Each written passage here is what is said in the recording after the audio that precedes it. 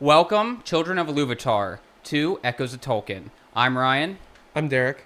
I'm Colton. And I'm Logan. All right, today we're going to start off with the controversial topic of, does the Balrog have wings?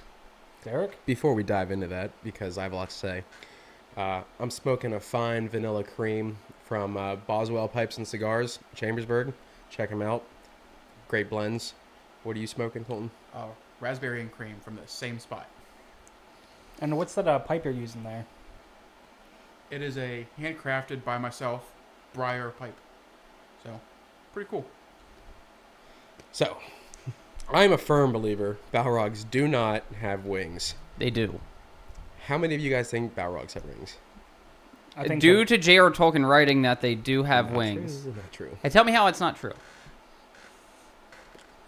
So you're talking about Wings of Shadow. Right, but you're talking about in Mordor when it says like his wings stretch from wall to wall. Specifically, is that what you're referencing? That and He says wings of shadow-like wings. and Shadow-like wings. And then, yeah, but like, then, like is a big... Yes, but the piece next thing there. it says his wings spread from wall to wall. Yes, but it's still in reference to the like wings that he has. And Tolkien speaks very much in metaphors and similes. Then what is his metaphor other than him having Just wings? shadow. Just shadow. But he's So, very Shadow is we'll go something. into more of that. But, like, does anybody here watch The Legend of Vox Machina? No. No. Okay. It's like a D&D adaptation. Film Nerd. adaptation to Critical Role's story. Check them out. They're cool. There's a character, Percy, who gets possessed by this, like, demon-like figure. And when it takes, like, possession, he kind of gets, like, this shadow, like, overcast over him that presents itself bigger and smoky, kind of like a Balrog. So I think it's very much like that, or like you do see in the film, he has this black shadow and flame that's always around him. And don't get me wrong, I do think all the art interpretation of a Balrog with wings is pretty cool. Absolutely. It is cool. But, like, reality is, like, not all the Balrogs, but, like, 3 to 4 of the Balrogs we know all die by falling from, like, high places. So, like, they definitely can't fly, which would mean those wings are totally irrelevant. We can make an argument if they fly. Logan, do you think they have wings? I think the best one has wings. The best one. The best one has wings? The Jackson interpretation of a Balrog is the perfect Balrog. A great adaptation.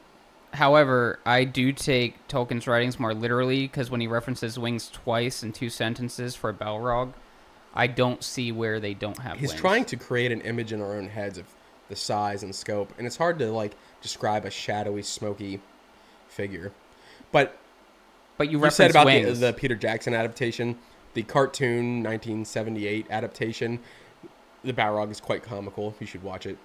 They had these wings, and it does fly, which it doesn't do in the books. But then it falls. It's like, well, why would it fly then and not? That's a good point. But the Balrog are Maya, just like Sauron, just like Sauron, just like Gandalf. So they come to Middle-earth from the beginning. And none of Morgoth's creatures have the ability of flight or wings till the dragons. And even the first dragons, like Glaurung, doesn't have wings, and it can't fly. So none of Morgoth's beings have the ability of flight. Now, Morgoth tried stealing this ability for a long time.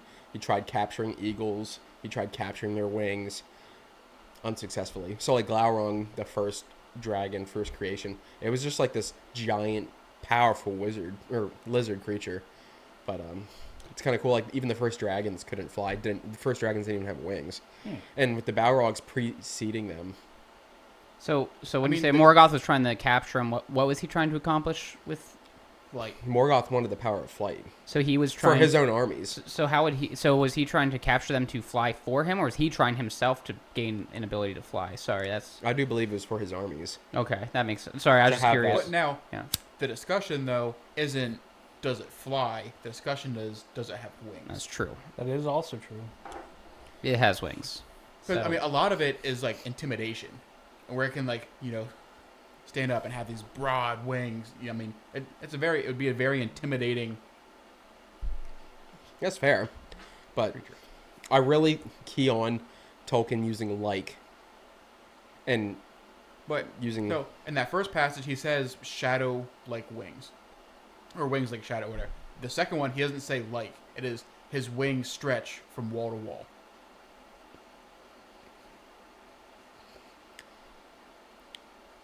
Which Okay, one of us I is guess going to go maybe- ask Tolkien directly? Yeah. Okay, so I would maybe concede this. If they do have wings, which I still don't believe they do, they definitely do not have the power of flight. Agreed. I can agree to that. I will say they don't have the power of flight. Ability to fly. Then the secondary question is, should they have wings? Yeah, because it's sweet. It's bad. Yeah, it is. They It do look good cool. looking. I mean, the Balrog that Peter Jackson created is pretty sweet looking, and I am glad the Rings of Power kept that. The Very exact absolutely. same. Yeah, I mean, you can't change perfection. They I knew can't what was even. going to happen if they changed it. Well, it Yeah. really is like It's the perfect spot on. design. It's intimidating. It's scary. It's oddly muscular. Like has wings. He's kind of hot. Yeah, there you go. Literally. Literally. Yeah. But why would a Maya that preceded dragons even have wings if it doesn't have flight? Maybe like Colton said, intimidation. I'd be scared. Can it use the wings for anything? I mean, that's the question. If it can't fly, I'm stumped. do we know enough of them though on what they do to even know maybe they needed wings for something? I mean, is there enough writing on that to really be able to really dive into it? There's a lot of writing on them, but if you keep I don't know why you wouldn't have wings for anything other than flight. Well, maybe they can fly. Then are we back on that? They use these wings to. And then they Protection. fall. Protection. Intimidation. Maybe it wraps around them like armor. Oh crap, guys! Maybe they don't have wings. I'm just kidding. Oh, No, they shit. have wings. So I'll concede if you want to that maybe they have wings. You don't have to concede. This is actually for the comments section. I don't think they do. I think it is very much simile and metaphor, painting a picture. They definitely cannot fly. But All right. Someone in the comment section, though, make your argument because we do need to settle this debate. I don't think anybody's going to settle it. It's something that fans have been talking about for a long time. Yeah. Isn't it amazing, actually, when you actually look at Tolkien's writings and how many things are still controversial in regards to what people debate? Because just unclarified items, just like what are the two towers. I think Tolkien did clarify, but I think that is still one of the big controversies. We were at a Lord of the Rings trivia one time, and it really different answers is what they had versus what half the people had because it's still so hotly debated. And what are the two towers, Derek? Excuse me. Sorry. Wouldn't that be Barad-dûr and Orthanc?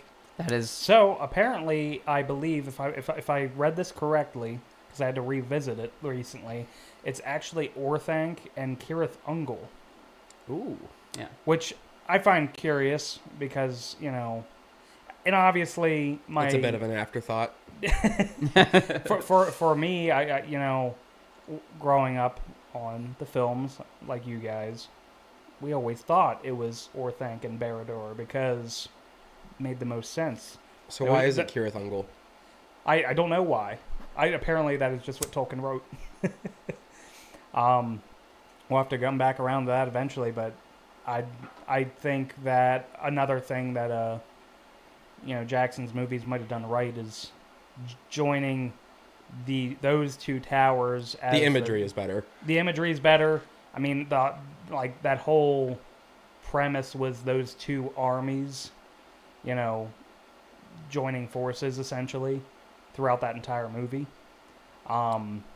Another change from books to film. Another change from books to It's film. also in the books. It doesn't really talk about Barad-dûr that much in Two Towers, so it really doesn't make a whole lot of sense for that to be the second tower. Right. And I mean, Peter Jackson never meant for them to, be separate books anyway. So Yeah. that probably had a little bit to do with it as well. And I think that's one of the things too. Like as a fan, you do get conflicted between that Tolkien Peter Jackson adaptations, and that could create some of the controversy between understandings of book and film. Fun fact. Did you know that Barad-dûr cannot be destroyed unless the ring is destroyed? I didn't know this. Elaborate. It's just like a fortress built on his own evil. Nice. But as long as the ring is alive, keeping his evil alive, the fortress cannot be destroyed. We're gonna That's see very that built in Rings of Power. Where do you think season 5 of Rings of Power ends? Do you think it ends with like the Battle of the Last Alliance, I sure as hell hope so. like Mm-hmm. the transferring right into the Fellowship of the Rings? Like, where do we think that That ends? would be awesome. Can we just say how awesome that battle would be to expand on it? As long as they don't run out of budget by then, that'd be great. Yeah. I would almost think that their budget would expand, I would hope assuming so. the show keeps ascending. Yeah.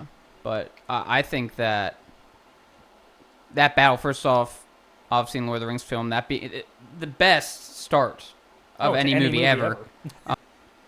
So, that intro scene in Fellowship, the Battle of the Last Alliance, elves and men.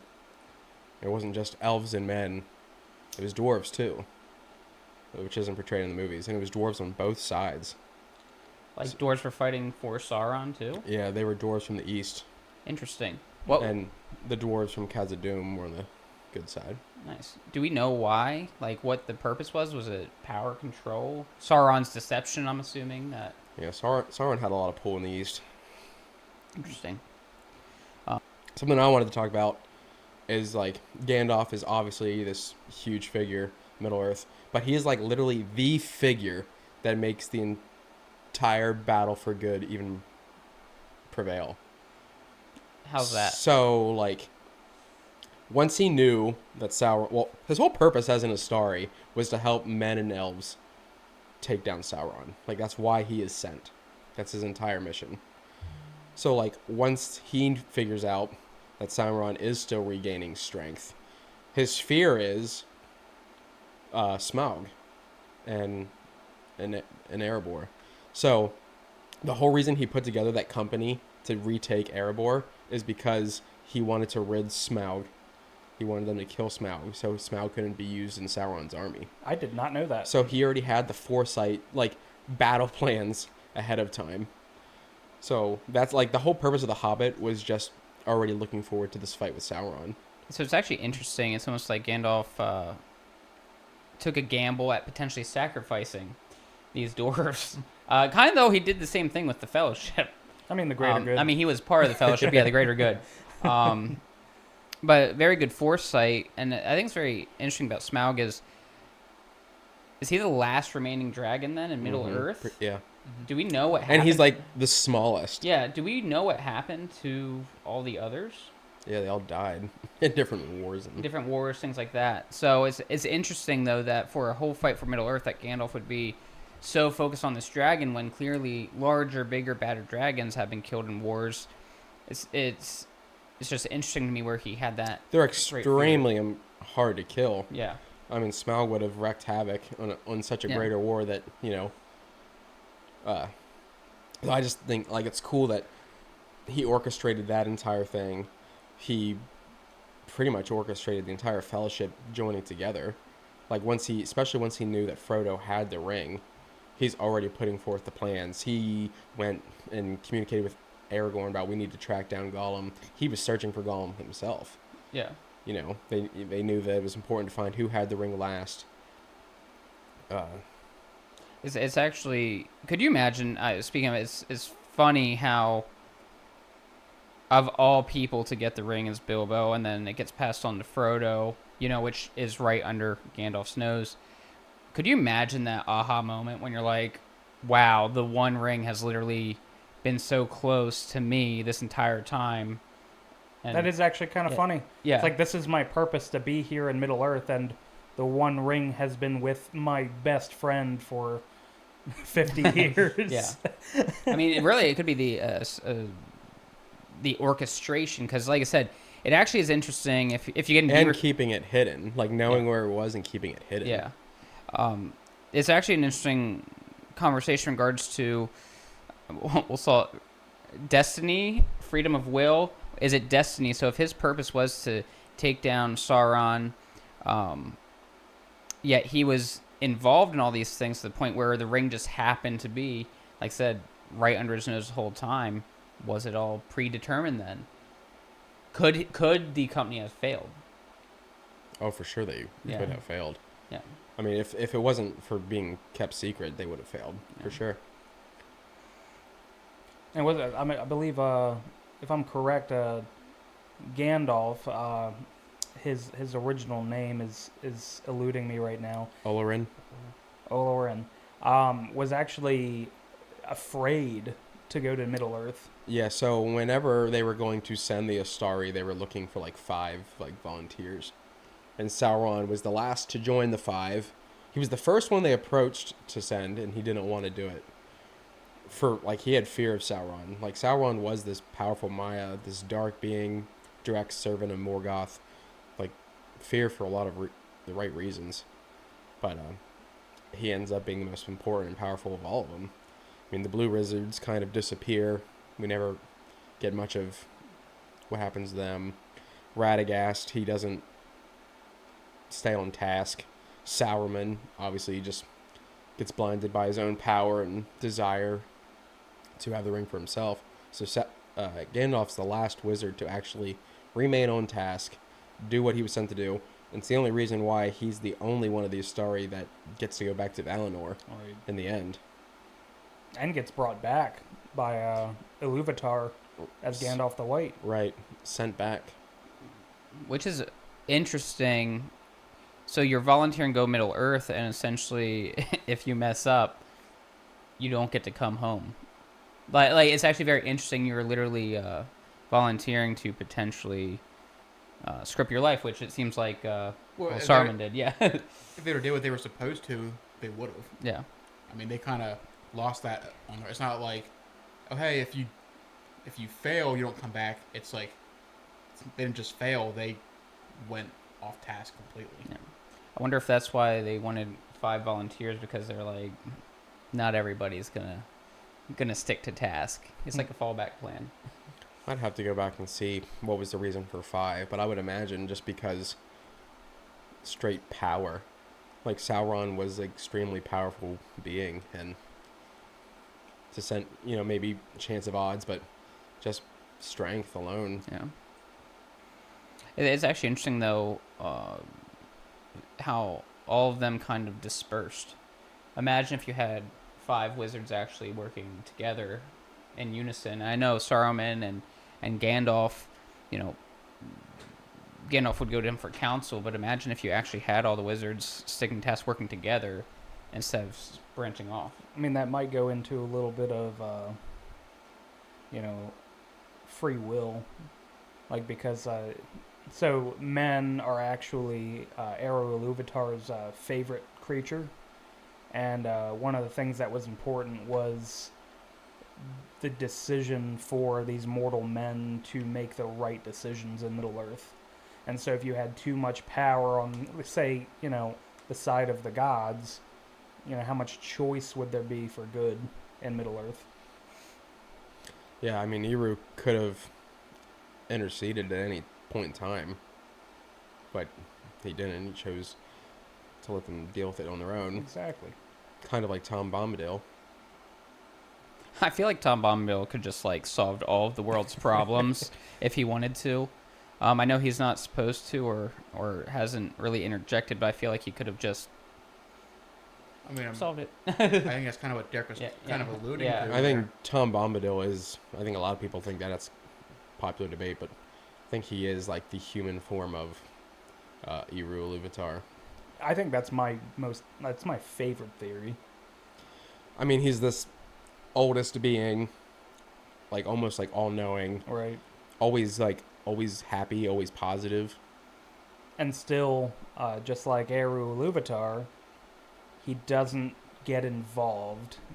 He says some things that need to be heard, right, but doesn't actually direct anyone. Right, maybe like a nudge in the right direction. But they talk about the Council of Elrond, why don't we just give the ring to him? Because he has no care. He that's not something he wants. He doesn't want to be involved. And I think that's because kind of it's very much religious, like God and man, right, free will.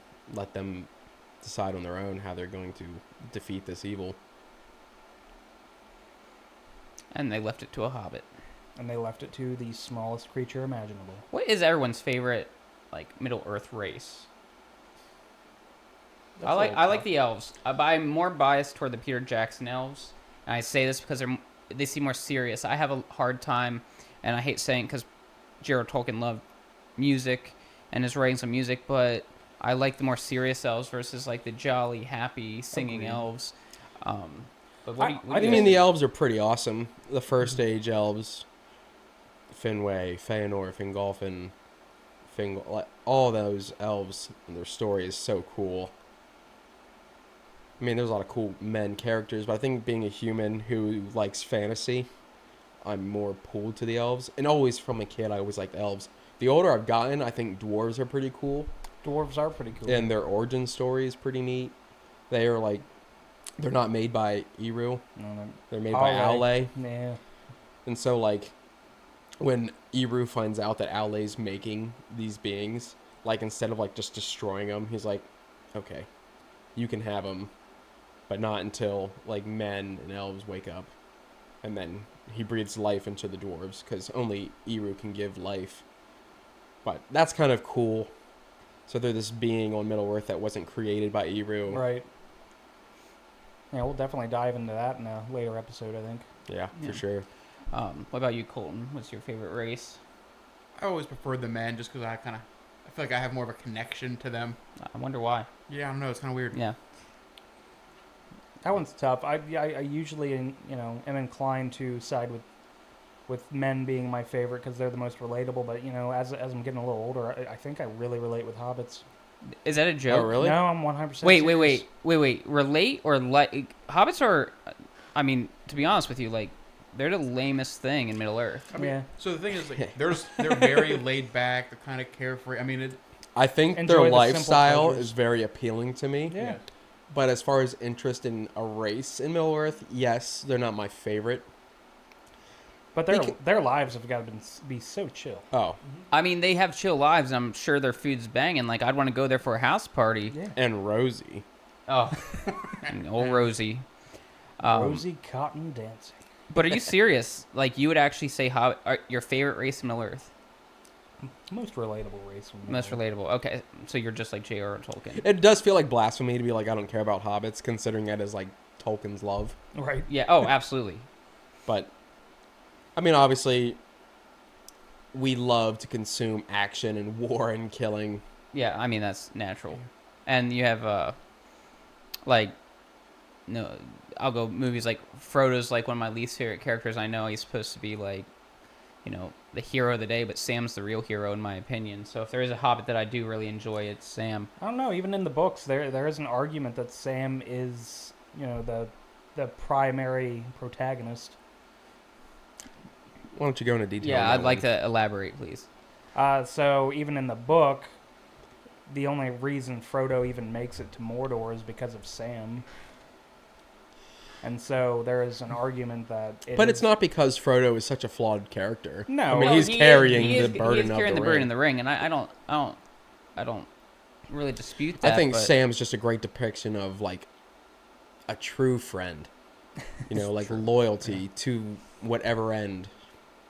Like literally carries him. in the And I ring think at that's times. kind of more where the argument goes is that like without Sam, Frodo never would have even made it.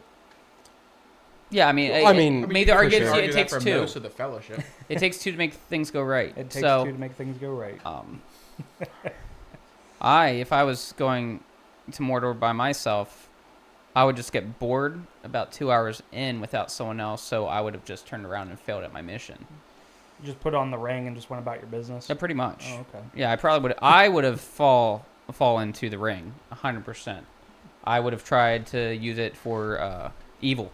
Yeah. So yeah, that would have been. Well, Right away. There aren't any men that could have done that though. That's true. I mean, that's just the flawed man.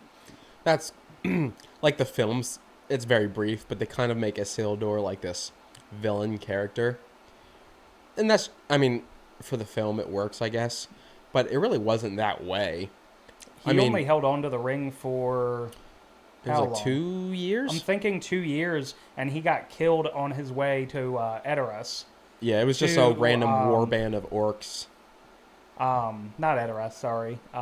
Rivendell.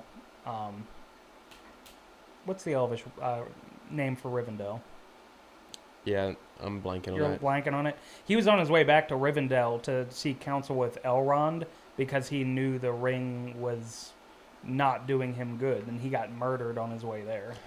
And it wasn't like he took the ring for like selfish purposes in the beginning either. So, like at the Battle of the Last Alliance, like in the movies, Sauron just comes in, swings his mace, and destroys Elendil. But like in reality, in the books, Elendil and Gil-galad have this duel, this 2v1, where they essentially do kill Sauron, but in doing it, they too lose their lives. Right. And then Isildur kind of cuts off the ring finger and wears that as a trophy, you know. And so it's not like he took it because he's like, I'm going to keep this and I'm going to be the most all-powerful being. That wasn't the initial intent. And the movies definitely make it seem more like he's like, no, like, I'm taking it, you know. And then and his own arrogance kind of when riding with his army, they get attacked, where it was just just by happenstance, a random, it wasn't even like orcs from Mordor. It's just a random warband of orcs ambush them, and he ends up losing his life over it. That's insane. You survive the battle, and then a random group of orcs end up being your demise. A couple years later. Yeah. And you have the Ring of Power on you. Yep. Right around his neck. Yeah. But So, this is maybe going a little off topic, but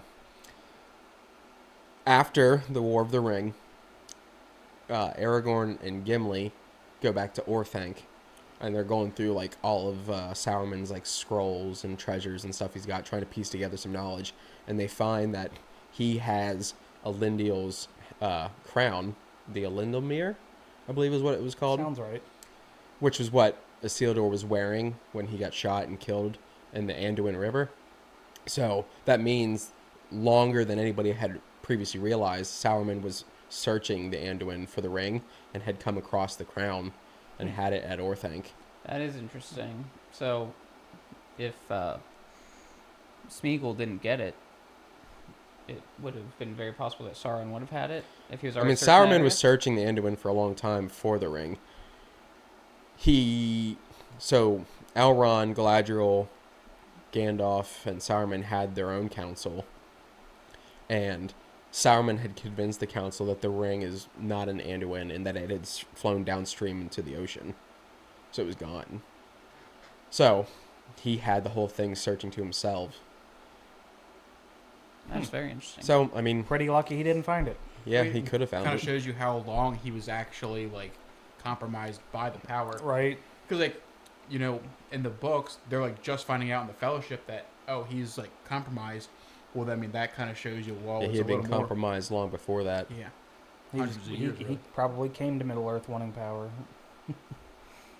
I wonder if there was any intention when you go to Middle Earth, if even when you're volunteering to go, if there is like that part of you that does have that corrupt capability of you're going with the intention of ill will or power. I think that's very possible because even Morgoth was or Melkor was even, he was an angelic being, like he was, created as good but had his own flaw, and it really is an allegory for Satan. That's what it is. They say J.R.R. Tolkien hated allegory, but like there's so much of it in his writing. But like I think just like anything else, like you could be a creation of good, but probably much like all the rest of the creatures of Middle Earth, like you have free will, and so did they. So I think it's very possible that even before they hit Middle Earth, their spirit could have. That is been interesting. I'd just like to know as- that. I mean, we know that he was always jealous of Gandalf Right. for being the first one picked. Even when they formed their council with Elrond and Galadriel, like they wanted Gandalf to be the leader of their council, and Gandalf's always pushing off like that. He didn't want He's responsible. too And then humble. they chose Sauron, and so Sauron was always kind of jealous that Gandalf had this favoritism by others.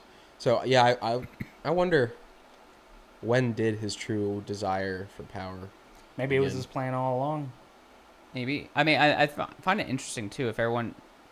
I get Gandalf pushing off his, I'll say need to lead or want to lead, but he would still go to Saruman for counsel as if he wasn't even, I'll say ready to lead in a sense, or would it just be humility, or would it be like he also viewed Saruman as wiser than him? Saruman was a wise wizard. Yeah. And Saruman was Saruman the first wizard to hit Middle Earth?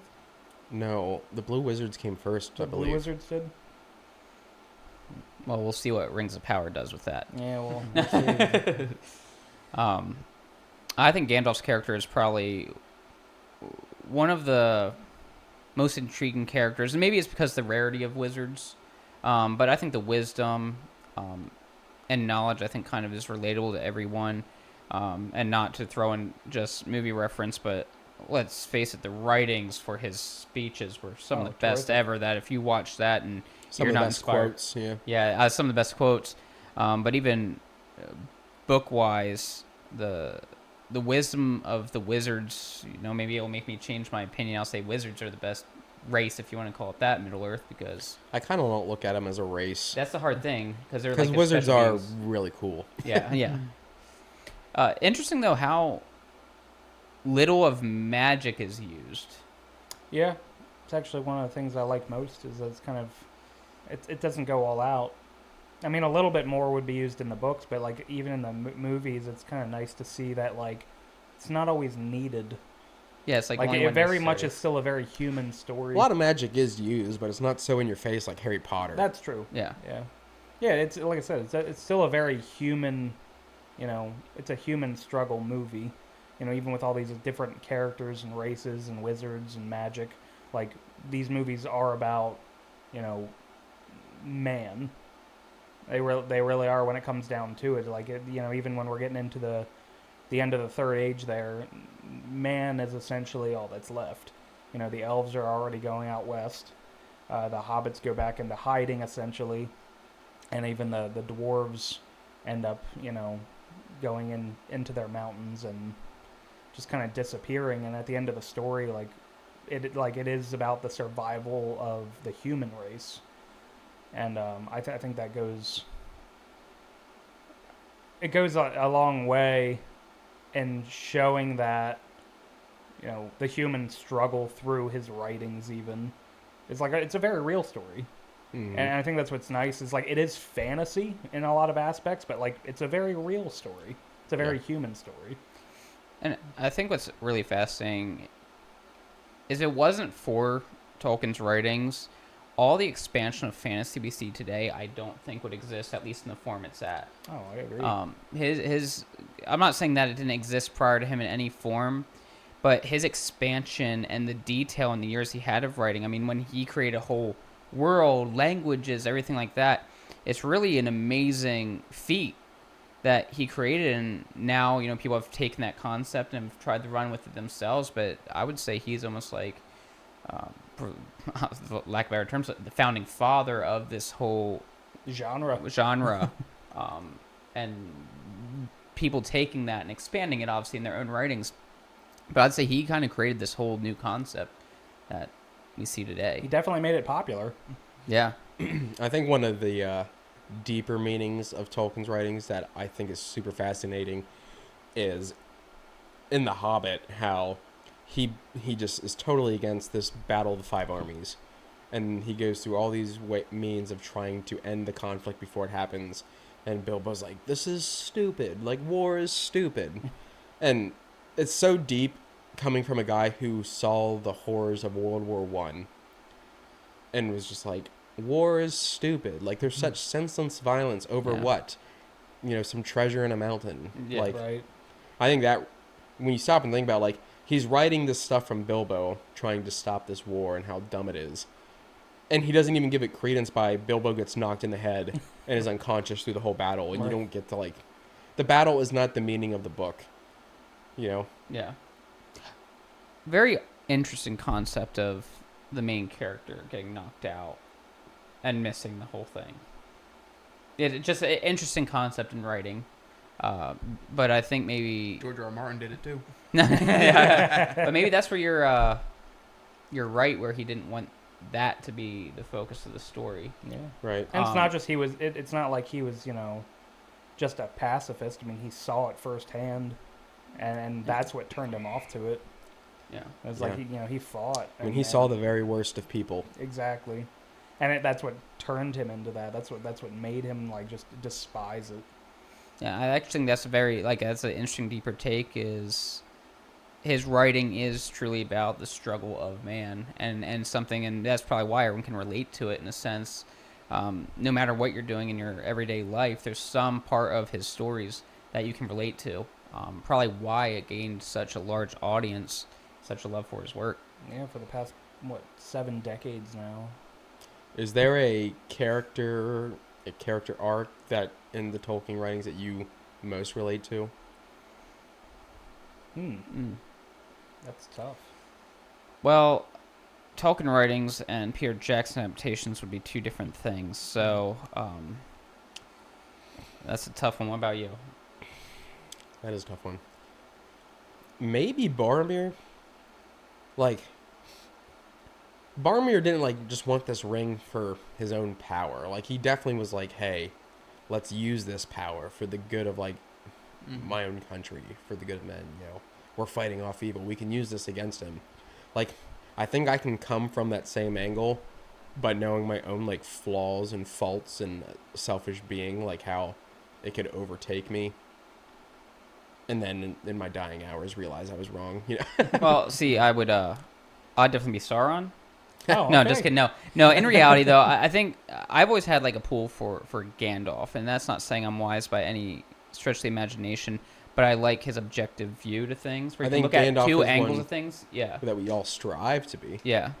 I can't say I am there yet, but what I can say is I appreciate the objective view of things to be able to look at a whole problem and then create a plan, and some for the greater good. There may be some risk, there may be some death involved in it, but knowing the outcome outweighs that, I think is... I like when Gandalf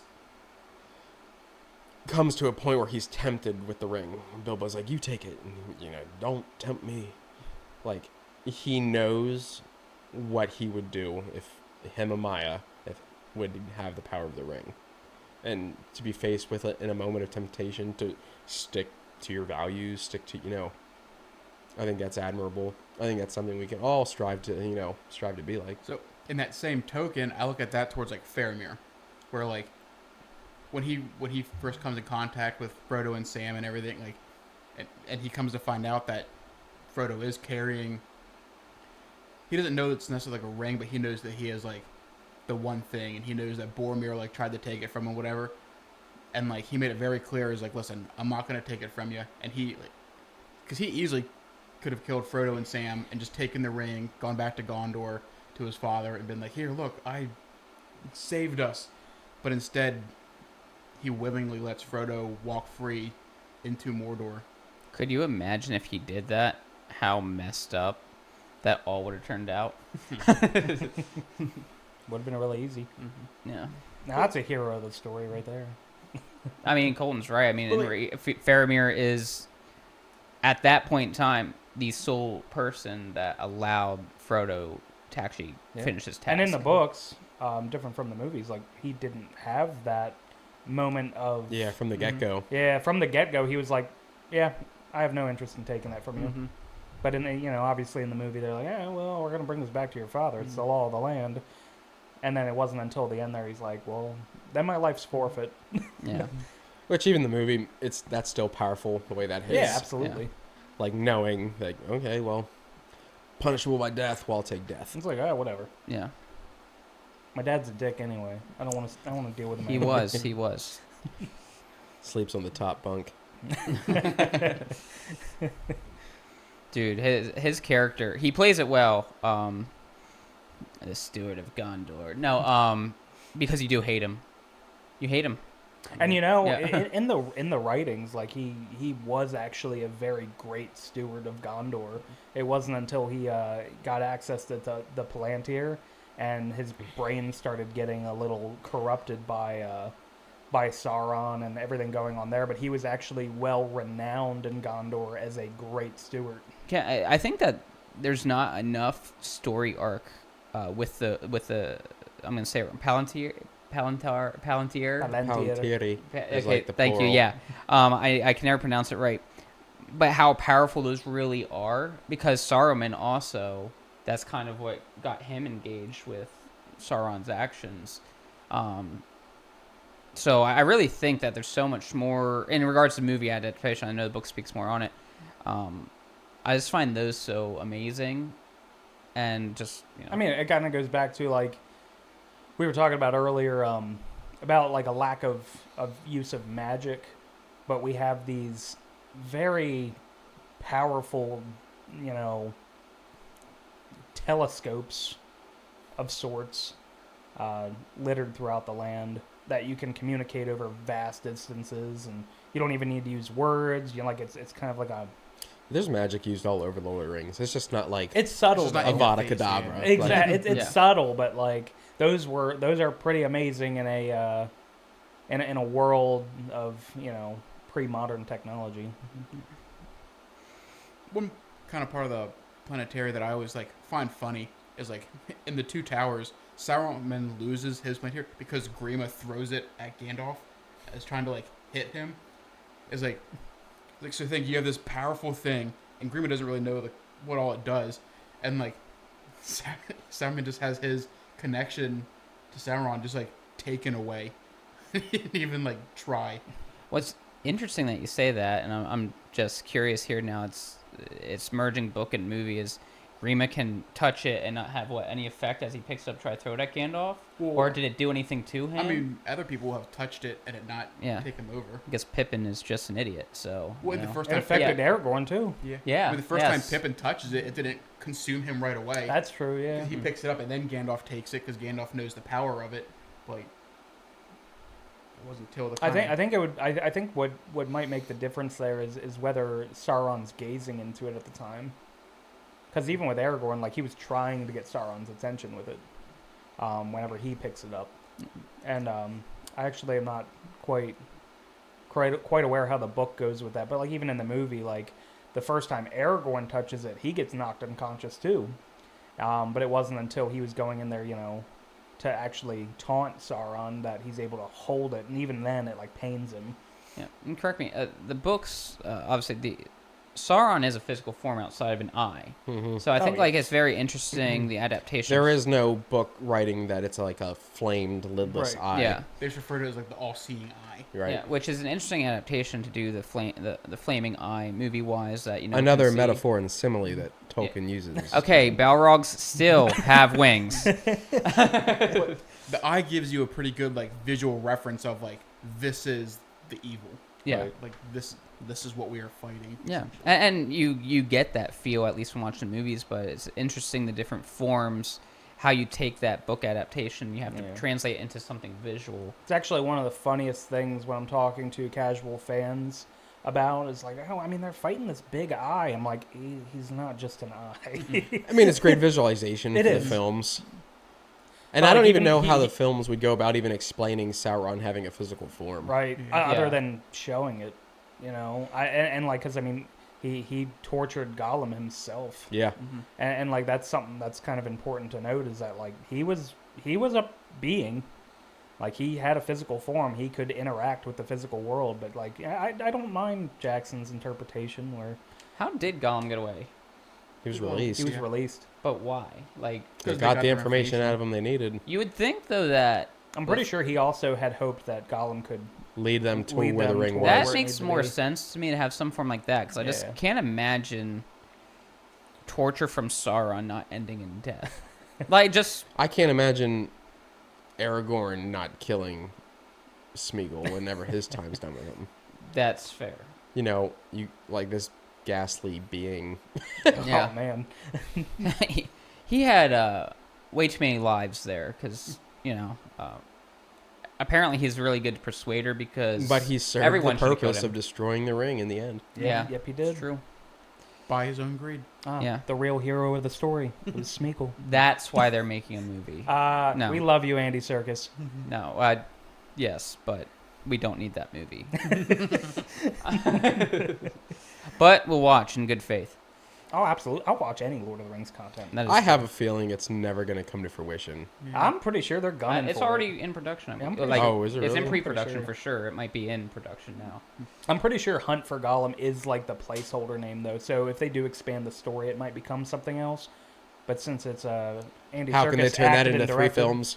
Exactly. That's what's going to happen. Is they're going to drag out a story. And now, if they do turn it into something outside of strictly the Hunt for Gollum, I can see it being. I mean, within the good. timeline, like, what would we be thinking, though? Because, like, it is going to be still based around the Hunt for Gollum, which was leading right into the Fellowship of the Ring. I think actually, if you do focus more so on like the Aragon.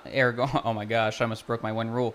No, if I was you. about to kill you. I son know of a exactly. bitch. God, I hate when people say that. When Aragorn's story, what Gandalf's up to at that time. I think if you do branch into those nostalgia characters and things like that, if you're saying that timeline, it will be okay. But if it is strictly Gollum for 2.5 hours, I mean, it's gonna be rough. And I will watch it 100 times. Oh, I still watched it 1,000 times. All right, and I know we touched on this briefly in the previous episode. We're good with them bringing back original cast.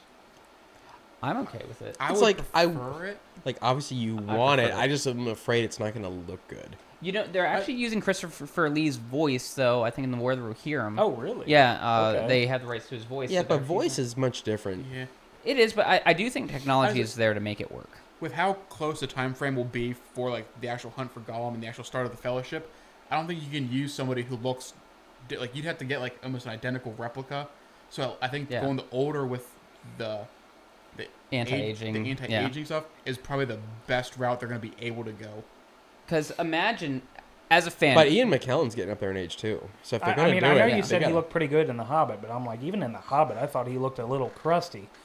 No Well, offense. I think But like he is getting Well, I really mean, up there. So I mean, really, when they bring him in the Fellowship and whatnot, like he is known as an old, decrepit. Like he doesn't look like younger really until he becomes the White Wizard. I mean, that's true. and so Ian we- McKellen will give his. But in his, Fellowship of the Ring, he still looked great. yeah, just so Well, you know, yeah. Ian McKellen will always be Gandalf because even when he dies, he is going to give rights to his face and everything because I think he is the only one who wants to ever be Gandalf forever. So they'll probably keep using him. What about Grandalf? There you go, I exactly. wonder how he feels about that, actually. Yeah. Probably fine. I actually think the adaptation's going pretty okay with that. The I like the transition over. actor. Yeah. But no, I think the anti-aging is the best route because even though I 100% agree with the concept, like the idea of you can't use same actors, they're old now, things like that. But as a fan watching, we would be so critical of any other actor stepping to that role. much like with like Star Wars when they recast Solo as a younger Solo. Like, Right. Yeah. like I yes, was like, this isn't Harrison Ford. Yeah. But I will say this. What is fascinating by Viggo Mortensen, and really sorry for saying this, but as Aragorn, he is hot. But outside of it, you don't get the same feeling.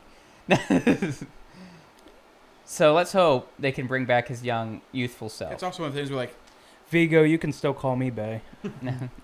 like when you see characters who play such like commanding roles like that, it is hard to see them in anything that's not That is true. That's very true. But I think the anti-aging is probably the best route to go with it, as long as it looks good. And I think we're at the point where it will look And good. if they have a decent story and decent script written down, instead of it just being, 'Kay, I'm just, I don't know. I'm just seeing it as it's a full film of fan service, and no. I mean, you know. Andy Serkis is a huge Lord of the Rings. That is nerd, true. Yeah.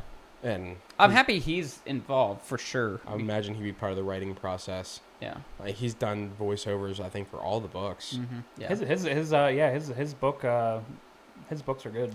So as far as that, I think it's in good hands. Yeah. No, it'll be an interesting watch. Is We'll that see what they supposed do to with it. come out next year, or are they filming starting next year? I have no idea. Yeah. I'm just happy to get more Lord of the Rings content. Oh, absolutely. I'm glad it's picking up again. Like, that's nice. Yeah. We waited so long for The Hobbit, and took the good with the bad with that one. But then then we just thought it was dead for a while. But it's coming back. It's come back, around. and everyone seems to be making content. Yeah. So And we're getting more and more fans now. You know, new people that are new to the books, new to the movies, everything else, because they're seeing this new content. It's exciting. And, you know, we are definitely in a society now that is embracing, you know, the nerddom a little bit better, too. So, like, I'm seeing people, you know, that I never would have thought would be into it, and it's exciting. Yeah. No, I think a lot of that probably has to go towards, like, Game of Thrones being such a success. That's probably true. You know, I enjoy Game of Thrones, Yeah. but Lord of the Rings is better. For the most part. Absolutely. You know. But definitely excited for what lies ahead. Yeah, me too.